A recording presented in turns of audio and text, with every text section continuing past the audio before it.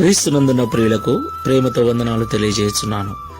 జనవరి నెల 26వ తేదీ 2025. ఈరోజు దేవుడు మనకు చేస్తున్న వాగ్దానం ఏమిటనగా యెషయా గ్రంథము 61వ అధ్యాయము 7వ వచనం. మీ అవమానమునకు ప్రతిగా రెట్టింపు ఘనత నొందుదురు. ఆమెన్.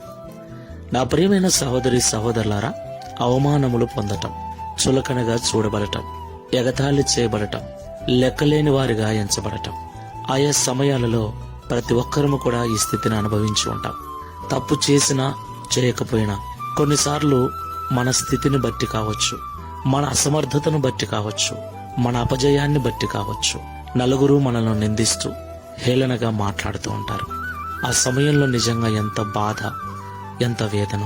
మనము తప్పు చేశామన్న ఒకే కారణముతో వెలివేసేవారు, త్రోసివేసేవారు, అక్కర్లేదు వెళ్ళిపో అని గెంటి వేసేవారు ఎంతమందో.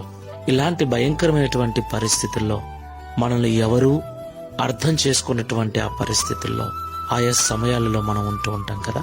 నా ప్రియులారా, ప్రభు అంటున్నాడు, మీకు కలిగిన అవమానమునకు ప్రతిగా రెట్టింపు ఘనతను నేనిస్తాను అని. దేవునికి మహిమ కలుగును గాక. అవును ప్రియులారా, నా జీవితంలో నేను అక్షరాలు అనుభవించాను. ఎక్కడైతే అవమానపరచబడ్డానో, ఎవరి ద్వారా అయితే అవమానపరచబడ్డానో అక్కడే నా ప్రభు ఘనతనిచ్చి వేవేల మందికి ఆశీర్వాదకరంగా నన్ను మార్చాడు. నా ప్రియమైన సహోదరి సహోదరుడా, ఈ మాటలు వింటున్న నీవు అవమానపరచబడిన స్థితిలో కృంగిపోతూ ఉంటే భయపడకు. విశ్వాసములో బలహీనుడవు కాక, ప్రార్థనను విడవక, సంఘానికి దూరము కాక, స్థిరబుద్ధి కలిగి ప్రభువును సేవించు. ఈ వాగ్దానం నెరవేర్చబడినట్లు నాతో కలిసి ప్రార్థించు. ప్రేమ స్వరూపుడైన తండ్రి, పరిశుద్ధుడైన ప్రభువా, మీకు స్తోత్రాలు. Download ShareChat.